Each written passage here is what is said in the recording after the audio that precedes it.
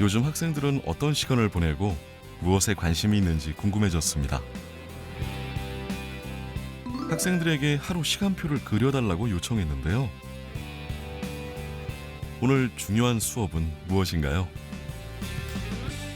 중간놀이 시간에는 제 춤공연 개인 프로젝트를 하고 5, 6교시 때는 고라니 춤을 막아줘 가난 연극을 하는데 친구들이랑 얘기하면서 하면 같이 협동도 잘 맞아서 잘 될 것 같아요. 고등학교 마지막 해를 보내고 있는 학생의 시간표는 독특한데요. 스마트팜 팀장 회의 시간은 저희가 따로 개설한 수업이고 또 제가 듣는 영어 회화 시간도 제가 개설한 수업이에요. 제가 원하는 관심사를 찾아서 꿈을 경하고 진로를 정하는 탐색하는 데 있어서는 굉장히 좋은 것 같아요. 지금 학교에서는 우리가 생각하지 못한 상상을 뛰어넘는 수업이 펼쳐집니다. 그냥 짧게 많이 해요. 만나볼 준비 되셨나요?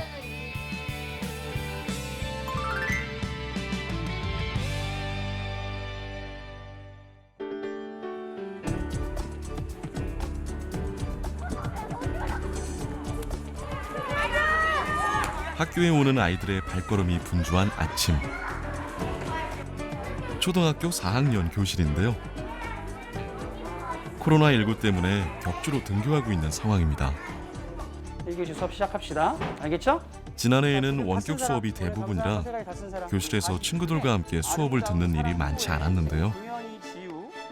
때문에 아이들도 적지 않게 스트레스를 받았다고 합니다. 온라인에 있으면은 수업할 때 모르는 것도 선생님한테 잘 여쭤보지를 못하는데 살짝 불편하고 약간 답답해요. 학교에서 하는 게 좀 친구들이랑 선생님이 더 자세하게 알려주셔서 학교가 더 좋은 것 같아요. 수학 시간인데요. 자, 50 곱하기 50은 똑같은 설명을 해도 아이들마다 이해도가 달라 잘 따라오는 친구가 있는가 하면 요거를 친구들한테만 설명해 보자. 도움이 필요한 친구도 있습니다. 26. 계산한 거 한번 얘기해 볼까? 조금 어렵겠어? 선생님이 기회 줄 테니까 조금 더 공부하고 다시 한번 해보자. 알겠지? 잘했어. 원격 수업이 늘면서 교사에게는 고민이 생겼습니다. 학습 결손이 눈에 띄게 늘었기 때문인데요. 하은이의 경우 수학을 부쩍 힘들어합니다. 그 중에서 가장 큰 게 뭐야? 27이잖아. 자, 하은이 요거 이 문제 아까 그 문제랑 비슷한 거거든? 한번 직접 풀어볼까? 그래서 하은이가 학교에 올 때마다 선생님의 세심한 보충 지도가 진행됩니다.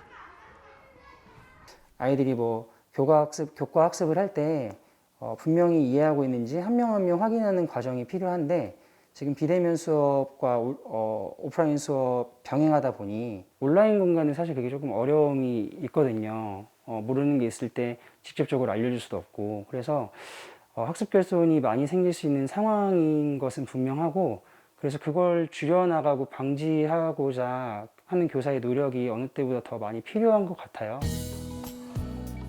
코로나19가 길어지며 교육 현장에서 체감하고 있는 학습 결손. 학교는 이를 줄이기 위한 노력에 나섰습니다. 어떤 방법일까요?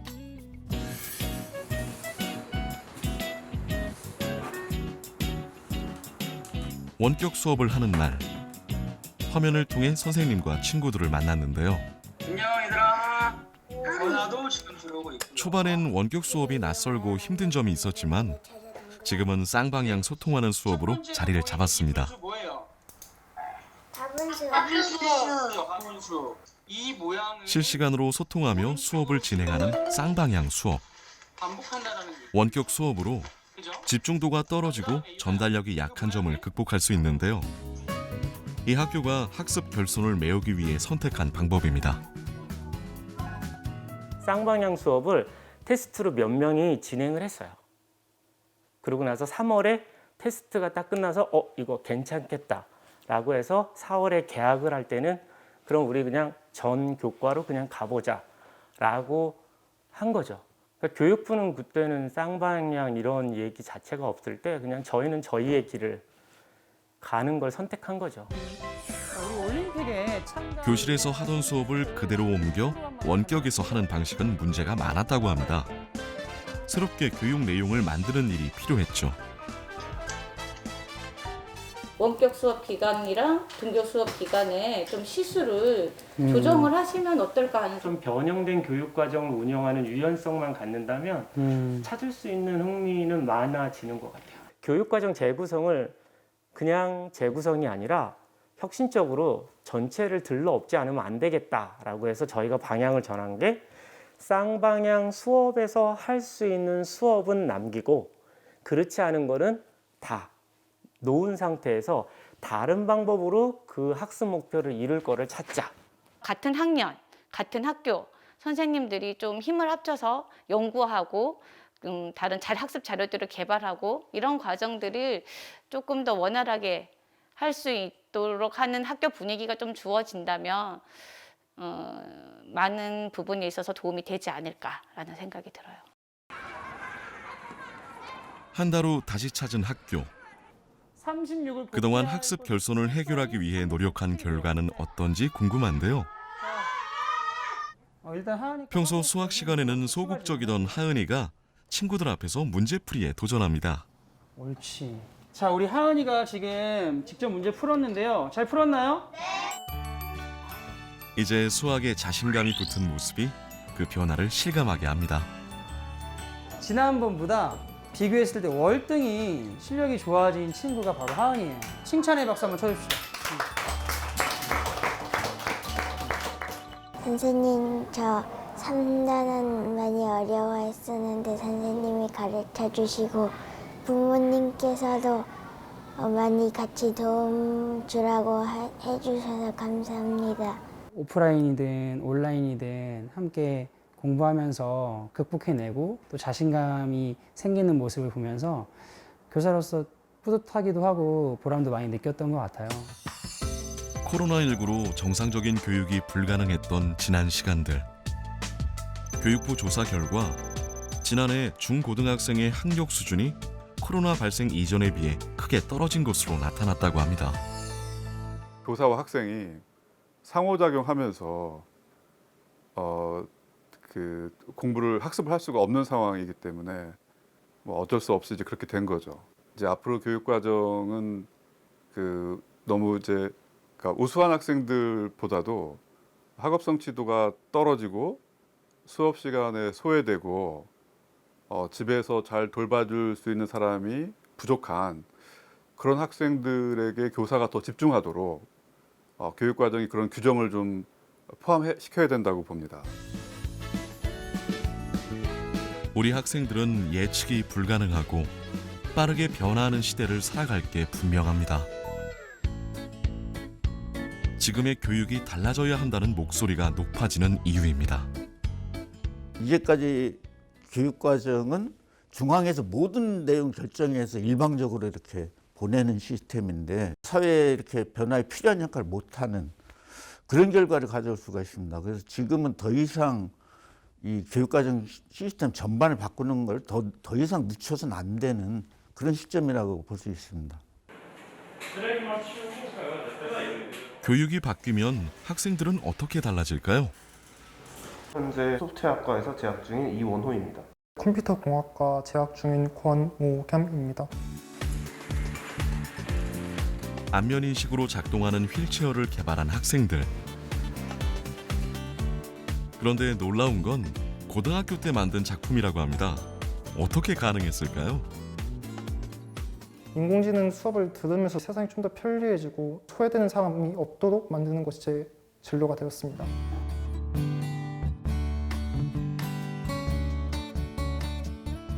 (1번) (2번은) 여러분들이 어떠한 상황에 따른 데이터를 쌓아서 학생들이 열심히 배우고 있는 수업은 인공지능 과목입니다. 올해부터 고등학교에 신설된 과목이지만 이 학교에선 일찌감치 인공지능 관련 수업과 활동을 해오고 있습니다.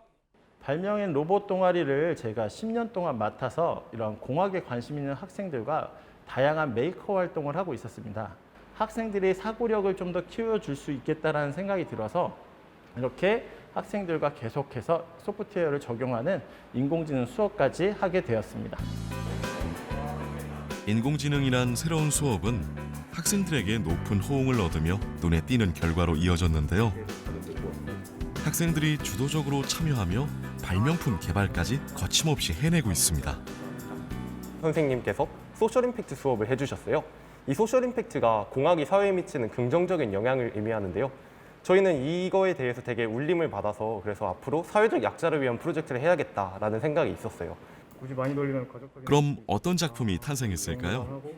이 학생들은 수어를 번역해 장애인과 비장애인의 소통을 도와주는 인공지능 기술을 개발했습니다. 제가 뭐를 봐도 인공지능에 어떻게 적용할 수 있을까 이런 생각이 들어갖고 이 수업을 듣기 전이랑 후랑 일단 사고방식 자체가 달라진 것 같아요. 할 수 있는 범위도 제가 문제를 해결할 수 있는 범위도 좀 더 넓어졌고 앞에 보면은 초음파 센서 있잖아. 사물을 인식하는 인공지능 로봇을 개발한 학생들. 저거를 이제 라벨이 있는 곳을 분류하는 통으로 가게 되는 거지. 재활용 문제를 해결하는 작품으로 학생들의 아이디어가 실제로 구현된 모습이 대단해 보입니다. 직접 아이디어를 내고 뭐 설계도 해보고 직접 만들어 보는 과정에서 어떻게 보면 좀 더 예상치 못한 시행착오들이 많이 나온단 말이에요. 근데 이런 시행착오나 경험을 해결해 나가는 과정에서 좀 더 성장할 수 있는 그런 계기를 만들어줄 수 있다고 생각합니다. 스스로 깨닫고 성장하는 학생들의 모습이 인상적인데요. 학교에서 배우고 경험한 모든 것이 학생들에게는 미래를 꿈꾸게 하는 토대가 된다는 것을 알 수 있습니다. 우리 아이들은 어떤 모습으로 수업을 받고 있는지 궁금한 적 있나요? 학생들은 조용하고 선생님만 열심히 강의하는 교실이라면 이제 변화가 필요합니다. 학교 수업이 달라지면 아이들은 바뀐다. 이것을 연구하고 탐구하는 선생님들이 모였습니다. 전국의 수학 선생님들이 뜻을 모았는데요. 수포자란 말이 나올 정도인 수학 과목에 대한 반성에서 출발했습니다. 실제 수학을 포기한 학생, 수포자의 규모는 생각보다 많은데요. 초등학생에서 고등학생으로 갈수록 너무 어려워 수학 공부를 포기했다는 응답이 증가했습니다. 이런 현실을 가장 체감하고 있는 건 수학 선생님들인데요. 학생들의 흥미를 높이고 재미있는 수학을 만들고자 하는 노력은 새로운 수학 교과서 개발로 이어졌습니다. 기존의 수학 교과서는 해방 이후에 만들어져서 주입식으로 선생님들이 혼자 설명하기에 좋은 그리고 문제풀이 위주의 수업에 적당한 교과서입니다. 때문에 아이들이 교실에서 이제 쓰러져 가고 졸고 자고 이제 이렇게 될 수밖에 없는데 그 상태를 바꿀 수 있는 어떤 계기가 이제 없었다는 거죠. 그래서 그럼 우리 같이 한번 만들어 보자. 아이들과 수학으로 소통하기 위해 새로운 교과서는 접근 방식부터 다른데요. 문제풀이가 아닌 질문으로 시작하고 아이들이 답을 찾는 과정을 탐구하도록 합니다. 일반 교과서에서는 답 찾기에 급급하다면 이제 수학의 발견 같은 경우에는 답을 찾는 게 중요하지 않은 것 같아요. 답을 찾는 거는 그냥 마지막에 결론인 거고 그 과정에 더 중점을 둔다는 게 좀 많은 차이가 아닌가 싶습니다.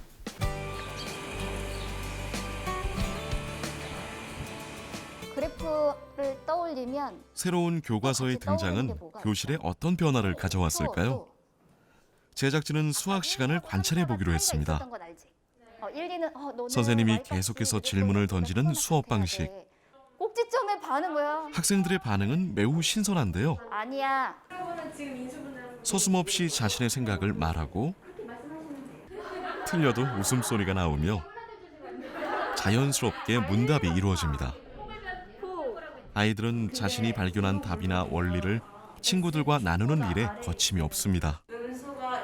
새 교과서는 수학에 대한 흥미는 높이고 접근 장벽은 낮췄습니다. 제작진이 학생들에게 물어봤습니다. 상당수의 학생이 수학의 거부감을 없애고 질문 방식의 수업이 좋다는 반응을 보였습니다. 제가 스스로 생각을 하게 만들어요. 저 스스로 자신감을 갖게 되는 그런 느낌? 그리고 뭔가 깨달음을 얻는 그런 재미가 좀 쏠쏠해요. 수업을 하면서 정답이 정해져 있다고 생각을 하지 않게 된 것 같아요. 친구들도 그냥 틀린 답도 말해보고 선생님이 또 틀린 거 왜 틀렸는지 설명도 해주시고 하다 보니까 거부감 없이 편하게 발표할 수 있게 된 것 같아요. 축을 그렸어? 그럼 이걸 선생님도 아이들이 수학을 대하는 변화를 느낄 수 있었습니다. 개념을 확실히 알고 가니까 더 많은 문제를 자신 있게 풀 수 있어요. 그리고 어려운 문제도 어쨌든 시도해보려는 노력을 하게 됐다는 이야기를 많이 들었습니다. 그리고 무엇보다도 수학에 대해서 조금 부정적으로 바라봤던 거, 그러니까 난 안 돼, 나는 못해 라고 생각했던 것들이 조금 아이들한테는 자신감이 생기게 해줬던 것 같아요. 똑같은 x-. 선생님들의 지속적인 실험과 연구 덕분에 더 좋은 교육을 위한 밑거름이 만들어졌습니다. x가 있어 없어 지금? 미래 교육 과정은 이렇게 지식을 가르치고 뭐 이런 시대는 끝났어요. 아이들이 자기가 어떤 사회에서 원하는 그 능력이 뭔지를 충분히 이 교육 과정에서 규정하고 거기에 맞는 교육을 할 수 있는 그런 새로운 교육 과정이 필요하다고 봅니다. 교육 과정은 무엇을 가르치고 어떻게 배울 것인가에 대한 모든 것인데요. 미래 세대를 위한 교육 목표를 설정하고 교과목, 학습법, 평가까지 아우르는 개념입니다. 우리나라는 국가가 주도하는 교육 과정을 운영해 왔습니다. 한국에서의 교육 과정은 여전히 상당히 중앙 집권적이고 통제적이에요. 다른 OECD 회원 국가들에 비해서 굉장히 더 그렇습니다. 교육 과정에서 자율성과 개방성을 높이는 것이 한국의 발전한 민주주의와 어떤 경제 수준이나 이런 것에 맞다. 교육은 약간 거기서 뒤떨어져 있는 것 같다. 교육도 좀 더 개방성, 자율성, 분권화의 원리로 가야 된다. 이게 원칙이다. 그렇게 생각합니다. 시대의 변화에 따라 교육 과정도 달라질 필요가 있는데요. 미래 교육의 방향을 제시한 전문가들은 지식 중심의 교육 과정은 의미가 없다고 말합니다. 그렇다면 교육 전문가의 눈에 비친 한국 교육은 어떤 모습일까요? Well, on our global PISA assessment, South Korea always performs very well when it comes to academic achievement in mathematics, science and language, where we see some challenges when it concerns student well-being, their metacognitive skills, their initiative, their agency, and for the future, those are quite important dimensions as well. 4차 산업혁명 시대, 기계가 인간을 대체하는 새로운 세상이 다가오고 있습니다. 문제는 세상의 변화 속도를 따라가지 못하는 교육의 현실이죠. 그렇다면 OECD가 제시하는 미래 교육 역량은 무엇일까요? 학교에서 배운 것을 미래의 삶으로 연결하는 역량을 키워야 한다고 강조하는데요. 변화에 대처하고 새로운 가치를 창조하며 책임감과 함께 갈등 대처 능력도 중시합니다. Young people to sort of take ownership of their life, to live with themselves, to live with other people, to live with the planet. I do think that requires learning environment that are very open, that let students experiment, explore, that let them, take risks, sometimes also make mistakes and learn from and with those mistakes. Those kinds of more open learning environments are still quite new in South Korea, and I do think they warrant greater attention in the future.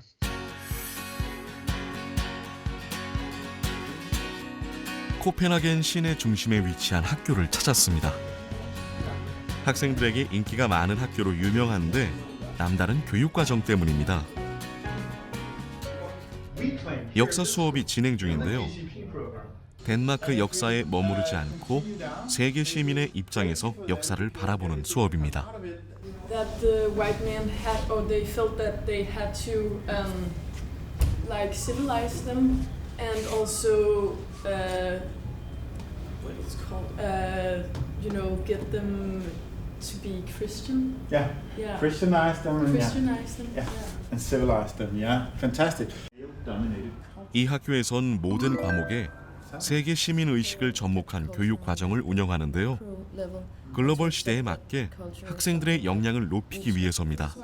학생들의 호응도 높은 편이죠. Yeah, I think it's great that we have the global citizen program to be like the global citizen and to understand and also travel in the world to have some kind of learning of other cultures. Yeah. I think it's very important to learn, like students, what your mindset should be when you go out traveling and meet new people and new cultures, and how you should interact with them and what you should be aware of maybe, but also just to learn about many different countries and their cultures and everything. Yeah. 학생들이 입학하면 파트너 나라를 정해 반이 편성되는데요. 한국, 중국, 미국, 러시아 등 12개의 반이 있습니다. 물론 여러 나라에 대해서 두루 배우지만 자기 반의 나라에 대해서는 특별히 깊이 있게 배웁니다. 그리고 3학년이 되면 파트너 나라를 2주간 방문하는 게 핵심이죠. 그동안의 수업과 공부는 이 여행에서 직접 체험하며 진가를 발휘하게 된다고 하는데요. 이 학교만의 교육 과정은 덴마크 교육이 가진 특징에 기반을 두고 있습니다. The Danish system is, I think, very different from many other systems. We have a lot of freedom. The individual school has a lot of freedom to make a program like this, and the individual teachers also have a lot of freedom to form their content. So meaning that as a school we actually decided that we want to have global citizenship as part of everything that we do. 자율권이 학교와 교사에게 주어져 있기 때문에 모두가 참여해 자신들이 원하는 교육을 만들 수 있었죠. The way we did it was to do a global citizenship program curriculum first. And then afterwards, we let the teachers work with that program.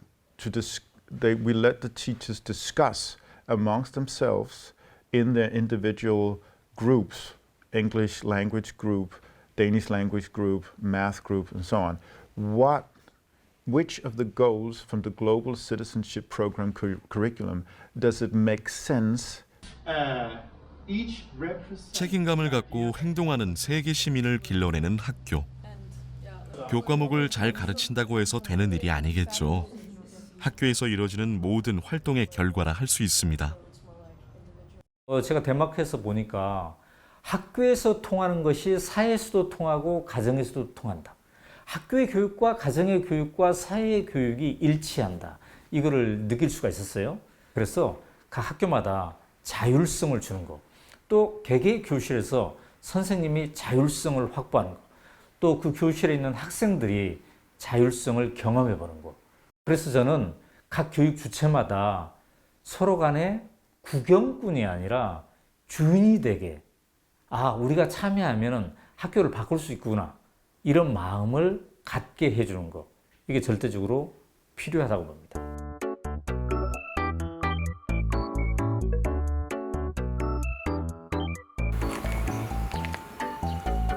한적한 마을에 자리한 학교에선 맑은 공기와 새소리가 반겨주는 등교 풍경이 일상인데요.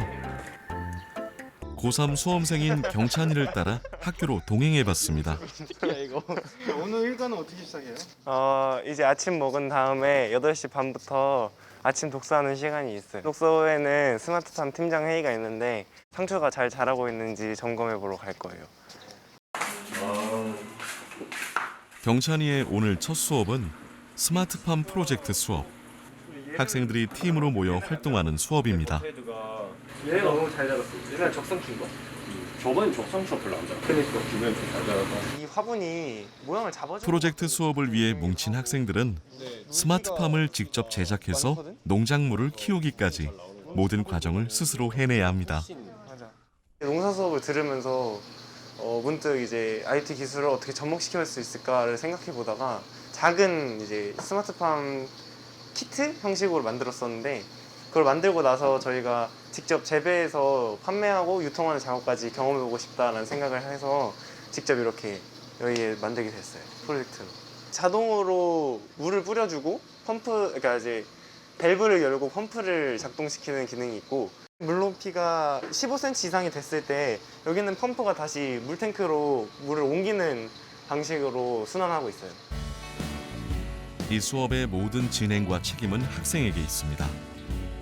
그 과정에서 실패를 경험하고 성취해내는 하나하나가 학생에게 교육이 된다는 의미를 담고 있습니다. 이번 수업은 모의 유엔 시간으로 이 과목을 개설한 주인공 역시 학생입니다.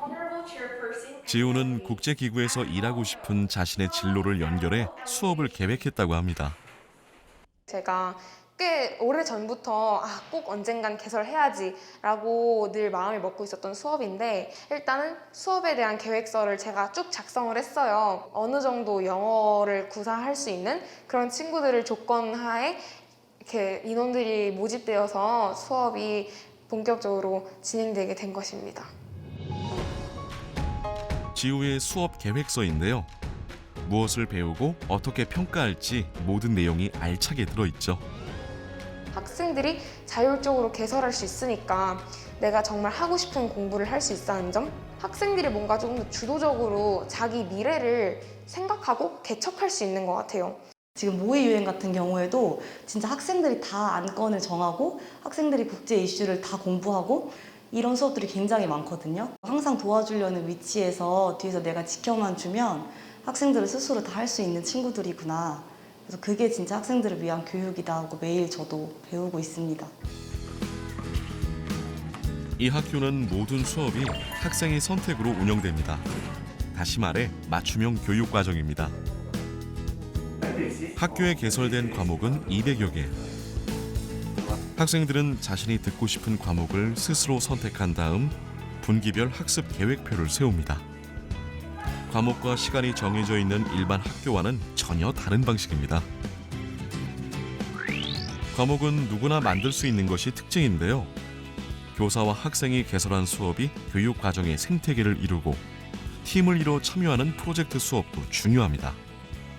이전에 아이들은 굉장히 이 학교 내에서 그런 뭐 성적 스트레스 그리고 이제 뭐 진학이나 입시 뭐 이제 이런 것들에 대한 이제 스트레스 때문에 굉장히 힘들어하고 있었는데 맞춤형 교육 과정으로 해 나가면서 친구들은 내 동료일 뿐이고 나는 나의 꿈을 향해서 나에게 맞게 배우고 진로를 찾아간다. 이제 이런 생각들로 좀 전환되면서 학교 공동체도 좀 같이 살아난 좀 그런 결과가 있었다고 생각을 하고 있습니다.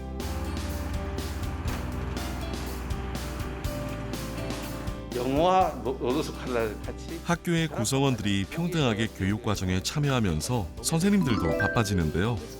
새로운 과목을 개발하는 교사 공동체를 만들어 운영하고 있습니다. 아이들이 되게 즐겁게 요즘은 여행학교라는 주제로 여행을 하면서 교육도 하는 과목을 개발 중인데요. 선생님들의 아이디어가 더해질수록 탄탄한 교육 과정이 만들어집니다. 살펴볼 수 있는 기회를 주고 싶어서 그 컨텐츠를 로드스콜라로 잡되 방법을 영어로 하자. 독서도 좀 과정에 좀 넣으면 좋지 않을까. 저희 학생들과 맞춤형 교육 과정을 하다 보니까 학생들이 굉장히 배움의 니즈들이 다양하다는 거죠. 이런 다양한 니즈들을 우리가 채워주려면 교사 역시 성장해야 되고 끊임없이 또 연구해야 되는 거죠. 그래서 이런 맞춤형 교육 과정에 맞는 또 교사 배움 공동체가 필요하다는 생각들을 하게 되었고요. 수능 정정 기간은 오늘은 교사들이 개설하는 수업을 소개하는 발표의 날. 학생들은 자신에게 맞는 수업을 골라 수강 신청을 하는데요. 어떤 수업이 있는지 학생들의 이목이 집중되는 시간입니다. 네, 토론 형태로 진행되는 수업이기 때문에 인원은 16명으로 제한합니다. 영어에서 함께 고민하면서 공부하면 좋겠습니다. 일반 학교는 그냥 진짜 거기 정규 수업 과정대로 실경표를 짤 수 없이 그냥 선생님들이 이렇게 하라 이렇게 하시는 대로 수업을 짜지만 여기는 제가 직접 듣고 싶은 진로 방향 그대로 수업을 짜서 듣는 방향이니까 아무래도 많이 진로를 가는데 많이 도움이 되는 것 같아요. 제가 어떤 부분으로 더 발전하고 싶은지에 관련된 수업들에도 관심이 있는 것 같아요. 일상생활에서 학생들이 선택하지 않은 과목은 과감히 없어지기 때문에 교사들은 과목을 만들 때 학생들의 관심과 흥미가 중요한 기준이 됩니다. 아이들의 필요에 맞지도 않고 어떨 때는 제 욕심으로 만들었다가 학생들이 신청하지 않으면 그게 없어지기도 하고 또 수업을 진행하면서 이게 좀 방향이 맞지 않았구나라는 것도 알게 돼요. 교육과정의 틀에 매이는 수업을 하기보다는 아이들이 좀 더 수학적 능력, 사고 능력이나 여러 가지 능력을 개선시키기 위해서 그런 교육과정을 개발하는 데 많은 자극을 받기도 하고 또 많은 도전을 받기도 해서 그런 부분에 대해서는 저희가 많이 도움을 받고 있는 것 같습니다. 학교에서 자신의 꿈을 찾고 스스로 성장하는 법을 배우는 것. 학생들이 원하는 것을 최우선으로 하는 교육과정이라면 가능하지 않을까요?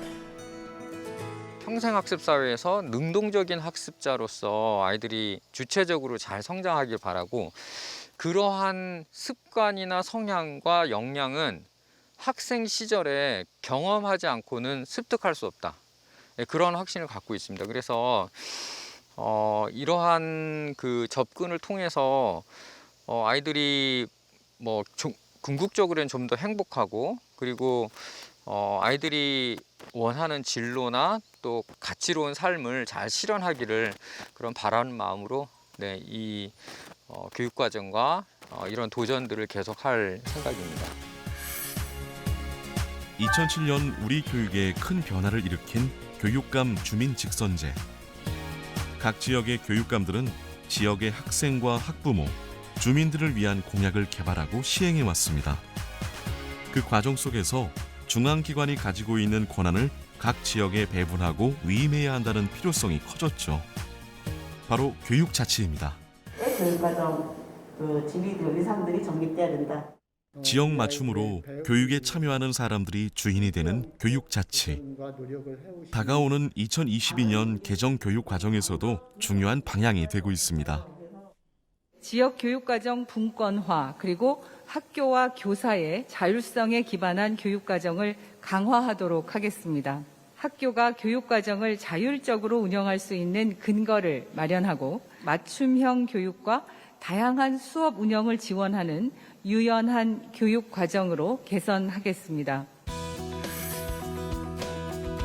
올해 교사와 교육청 관계자 6만여 명을 대상으로 설문조사한 결과를 보면 지역에 맞는 교육과정이 필요하다는 의견이 응답자의 절반 이상으로 나타났습니다.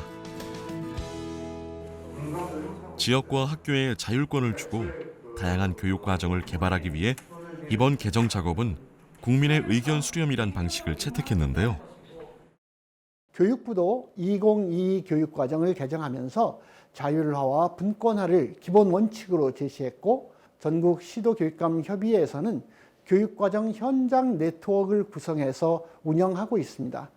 이 네트워크를 통해서 선생님들은 교육과정을 만들고 실행할 수 있는 교육과정 전문가로서의 위상을 확립하게 될 것이고 시도교육청은 지역의 상황에 맞는 교육과정을 개발, 적용할 수 있는 역량을 더욱 발전시킬 수 있을 것으로 기대하고 있습니다.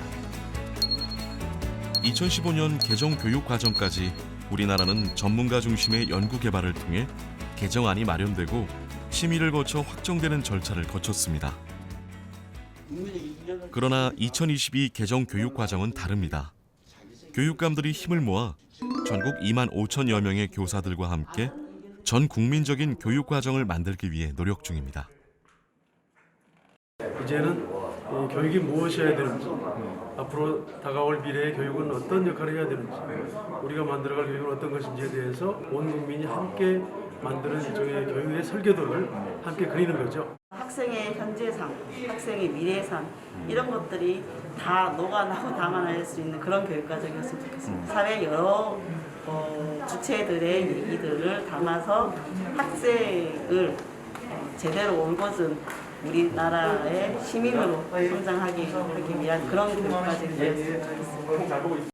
살아가는 삶에 집중해서 다양한 사람들이 참여해 만드는 교육과정. 특히 지역별로 특색 있는 교육이 탄생하는 게 필요한데요. 과연 어떤 모습일까요?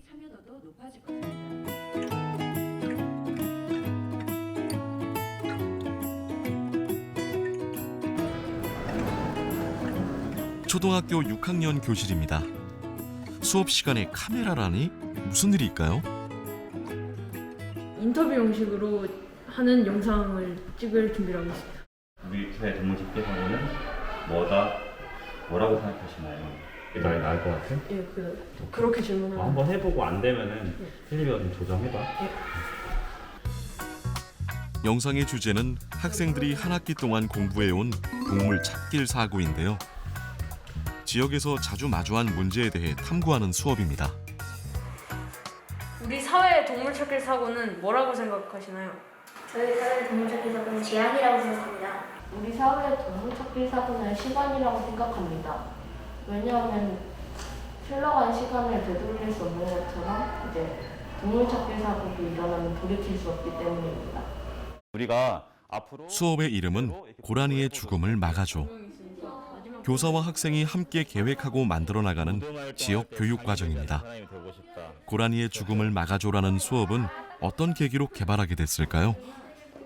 집에 돌아가서 가끔씩 강아지나 고양이가 죽어있는 것을 봤는데 약간 불쌍하다는 생각이 막 들고 이걸 어떻게 해결해야 할까 잠시 고민하기도 했었는데 나중에 마을교육단이라는 게 나오고 나서 이게 생각이 나서 한번 내고 이렇게 된 거예요. 우리 처음에 우리가 마을 문제에 대해 생각하고 해결책을 마련하는 일에 참여해보기로 한 학생들. 한 가지 새로운 사실을 교사는 이를 새로운 교육 과정으로 만들어 전혀 다른 수업으로 탈바꿈시켰습니다. 맞아요. 너희는 뭐 해보고 싶어? 아니면은 이걸 해보기 위해서 뭘 해보면 좋을까? 라고 하니까 아이들이 막 의견을 쏟아내는 거예요. 그래서 내가 단순히 여기서 끝날 게 아니라 내가 가르칠 것도 가르치면서 아이들도 해볼 것도 해보면서 동시에 그 과정 속에서 아이들이 하나의 맥락을 갖고 학교 생활, 학교 수업을 임하게 된다고 하면은 이제 조금 더 아이들에게 의미 있고 또 교사로서 해야 될 것도 놓치지 않고 할 수 있지 않게 되지 않을까, 그렇게 바뀌게 되었습니다. 그동안의 과정은 아이들이 만든 그림책에서 확인할 수 있는데요. 선생님과 함께 고라니 출몰지를 탐색하며 심각성을 알게 되고 여러 전문가를 초청해 깊이 있는 수업을 진행했습니다. 아이들의 깨달음은 현실에서도 빛을 발해 고라니 출몰 표지판 제작까지 성과를 이뤄냈죠. 이 수업은 지역 문제를 주제로 다양한 교과를 접목하고 글쓰기, 연극, 영상 제작까지 여러 가지 활동을 진행했습니다. 그러자 수업에 수동적이던 아이들의 태도가 확 달라졌다는데요. 우리 교실 같은 경우에는 얘들아 오늘은 무슨 수업을 하면 좋을까? 이런 식으로 의견을 내서 이 수업을 만드니까 우리가 한 수업이기 때문에 이게 좀 더 적극적으로 할 수 있지 않나 해서 그게 좋은 것 같아요. 제가 예전에는 뭐 하고 싶은 게 있거나 그다음에 궁금한 점이 있어도 뭐 그냥 포기하고 말았는데 이걸 하고 나니까 뭔가 하고 싶은 게 있으면은 하게 되고 그다음에 궁금한 게 있어도 해결하고 싶어하는 그런 게 바뀐 게 있습니다. 한 생명을 내가 아이들과 교사가 함께 만들어가는 교육 과정. 상호작용의 효과는 생각보다 높고 깊다는 것을 깨닫게 해줬습니다. 아이들이 말하기를 선생님, 고라니의 죽음을 막을 수 있는 최선의 방법은 없네요. 그 말을 했어요. 순간 띵 하는 거예요. 진짜 최선의 방법은 없구나. 그 네덜란드 교육학자가 이제 얘기하기를 어른들을 가르칠 수 있는 유일한 존재는 아이들이다라고 이야기를 하거든요. 이제 현장 교사로서 또 아이들과 매일매일 맞닥뜨리는 교사로서 딱 그 생각이 들더라고요. 우리가 아이들의 이야기를 듣자. 아이들의 작은 목소리라도 듣자. 그리고 아이들한테 먼저 물어보자. 이것만 있어도 우리 수업, 우리 교육, 우리 사회가 조금 더 변할 수 있지 않을까라는 생각이 들었습니다.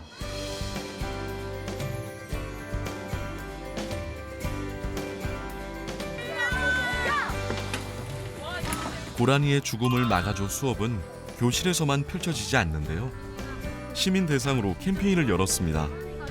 고라니의 죽음을 막아줘라는 무엇을 배울지 계획을 세우며 한 단계씩 깊이를 더해간 수업.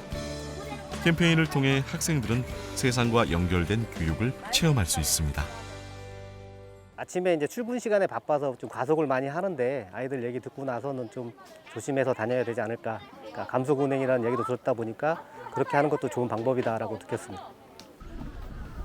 손수 제작한 고라니 관련 제품도 나눠주며 적극적인 홍보도 빠지지 않죠. 고라니 로드킬도 막을 수 있고 이제 보행자의 안전도 지킬 수 있어서 운전자의 서행 운전 천천히 달리시면은 지킬 수 있습니다. 천천히 주위에서 달리기. 교실에서 파생한 좋은 메시지가 사람들에게도 널리 전해지는데요. 지역 교육 과정이 더욱 활성화된다면 교사와 학생이 더 많이 교육에 참여할 수 있겠죠.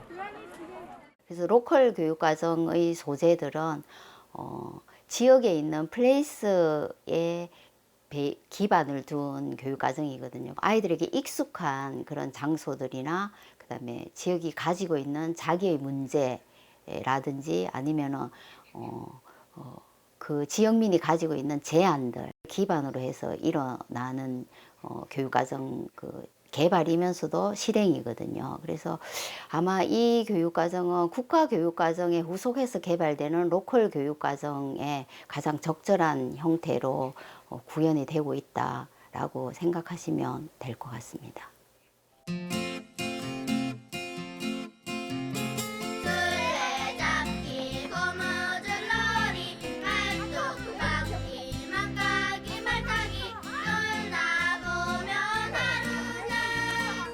아이들 소리가 반겨주는 학교를 찾았습니다. 학교 안에 있는 텃밭에 다들 모여 있는데요. 이곳이 바로 수업이 펼쳐지는 교실입니다. 가지꽃, 고추꽃 닮았죠? 여기 보리벼가 있고요. 이 학교는 텃밭을 주제로 교육 과정을 만들어 운영하고 있습니다. 선생님과 학생들이 직접 농작물을 키우며 텃밭을 가꾸고 있죠. 오늘은 씨앗에 대한 주제로 수업이 진행된다는데 완두콩이 제대로 익었네요. 달그락거리는 소리다? 네. 이렇게 완전히 여기가 달그락거리는 소리가 날 때까지 기다렸다가 여기 조금 노랗게 마르면 이 친구를 걷어서 말렸다가 이렇게 씨앗을 받으면 됩니다. 요 씨앗. 달그락. 텃밭 과목은 지역의 농부가 수업을 진행하는 게 특징인데요. 진안에서 농사를 짓는 청년 농부가 교사와 함께 수업을 짜고 아이들에게 맞는 내용으로 진행합니다. 꽤 흥미로운 방식인데 어떻게 시작하게 됐을까요? 아이를 제대로 가르치려면 아이를 이해해야 하는데 교실 수업만 해서 학교 안에서만으로는 부족하다. 그래서 학교가 마을과 지역과 연결될 필요가 있고 그걸 연결짓는 내용 속에서 텃밭은 너무도 소중하다라는 생각들을 한 거예요. 그리고 사실 학교에서 하는 교육 활동을 지원하는 역할을 교육 지원청에서 하고 있거든요. 그래서 이 3주째 학교와 지역의 인재, 아니 지역의 일꾼이라고 표현을 해야 하나, 이런 분들과 교육지원청이 함께 협업을 해서 이 텃밭 활동들에 대한 지원 체계를 마련을 한 거고요. 아이들의 교육을 위해 교육청, 학교, 지역이 함께 힘을 모아 새로운 학교 교육 과정을 탄생시킨 것입니다. 오늘은 학생들이 심었던 농작물에서 씨앗을 골라내는 작업을 하는데요. 배추와 상추 씨앗을 여러 번에 걸쳐 터는 과정이 만만치 않아 보입니다. 비나이다. 야, 살살해. 비나이다. 어린이 고자 되게 비나이다.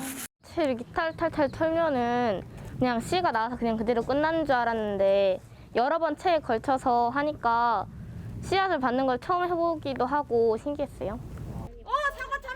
학교 곳곳은 빈틈없이 텃밭으로 활용 중인데요. 학생들은 직접 농작물을 키우며 농사에 대한 지식은 물론 그 과정에서 먹거리에 대한 소중함까지 배우게 됩니다. 처음에 받았을 때는 가지가 한 이 정도쯤 해서 되게 작았었는데 제식도 자라있더라고요. 가지는 보면 다 마트에서 사 먹잖아요. 그래서 키우는 거나 이거를 몰랐었는데 크는 걸 직접 보니까 되게 신기했어요. 이 친구가 바로 이번엔 아이들이 감자 수확에 나섭니다. 우리가 감자 몇 가지 심었지? 광합성을 하니까 초록색으로 변하는 거예요. 그럼 감자는 줄기예요, 잎이에요, 뿌리예요, 열매요? 줄기. 줄기. 자, 7개는 나와야 되니까 텃밭 수업에서는 씨앗에서부터 수확 그리고 다시 씨앗으로 순환되는 과정을 배우는 것이 목표라고 합니다. 씨앗으로 우리가 상추, 뭐 참외, 수박 이런 것들 아이들이 기본적으로 어떻게 자라서 어떤 모습으로 어디에서 자라서 나에게 오기까지가 완전한 단절이잖아요. 전체의 과정을 보고 씨앗으로 다시 돌아오는 과정을 만나면서 그 다음부터는 이제 이게 그냥 어딘가서 뿅 하고 나타난 토마토나 상추가 아니라 생명으로 보기 시작하더라고요. 이게 지금 너네가 심은 거라고? 지난해부터 시작된 텃밭 과목. 진행하면 할수록 아이들을 위한 교육이란 생각이 굳건해졌다고 하는데요. 지역에 맞는 우리 학교만의 교육을 더욱 발전시켜 나갈 계획입니다. 이를 위해 교육청은 체계적인 지원을 펼치고 있습니다. 교육 과정이 그 학생에 맞게끔 지역에 맞게끔 새롭게 구성돼야 된다는 필요성을 느끼게 되었고 기존의 교과가 가지고 있는 그 시수를 20% 줄일 수 있는 자율권이 있었습니다. 그래서 국어 시수, 수학 시수, 과학 시수, 사회 시수를 줄이고 학생과 지역의 필요에 맞게끔 교육 내용을 새롭게 구성할 수 있도록 안내하고 있는데요. 경기도에서는 학교 자율과정이라 부르고 충북에서는 자율탐구과정이라 부르고 전라북도에서는 그걸 학교 교과목이라고 부릅니다. 교육을 받는 아이들은 저마다 형편과 상황이 다 달라요. 특히나 이런 시골 지역은 문화 자본이 굉장히 부족을 하거든요. 교육과정 안에 교과서에 제시된 내용을 배우면 배울수록 더 소외감을 느낄 수밖에 없는 구조라는 거예요. 각 지역의 형편에 맞는 다양한 교육 활동을 할 수 있도록 해주는 것이 진정 교육을 돕는 길이라고 생각을 해요. 아이들이 무엇을 배우고 싶은지 물어본 적 있나요? 관심 가는 분야에 대해 알아갈 기회를 준 적이 있나요? 학교는 단순히 지식을 배우는 공간이 아닙니다. 아이들이 살아가면서 배우고 실천하고 행동하는 삶을 배우는 공간임을 깨달을 때 우리의 교육은 달라질 수 있습니다. 학생의 입장에서 또 학생이 받는 그런 것들에 대해서 좀 더 많이 생각을 하고 반영을 해줬으면 좋겠다는 생각이 가장 많이 들고요. 학생 한 명 한 명이 다 자기 삶에 도움이 되는 걸 학교에서 배울 수 있게, 그리고 학교뿐만이 아니라 마을에서도 그런 것들을 배울 수 있게 교육과정이 좀 더 폭도 넓어지고, 그리고 다양한 것들을 경험할 수 있게끔 그렇게 확 달라졌으면 좋겠다라는 생각이 들었습니다. 학생, 학부모, 교원 등 교육 주체와 지역이 교육과정에 대한 권한을 가져야만 우리 아이들의 삶과 함께하는 교육과정을 운영할 수 있습니다.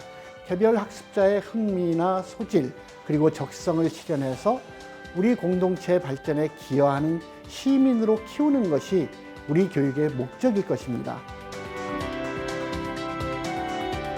우리 교육에 변화의 바람이 시작되고 있습니다. 교사와 학교의 신뢰를 보내고 지역에 맞는 교육으로 발전시켜 나간다면 모든 아이들의 꿈을 실현시키는 교육 가능하지 않을까요?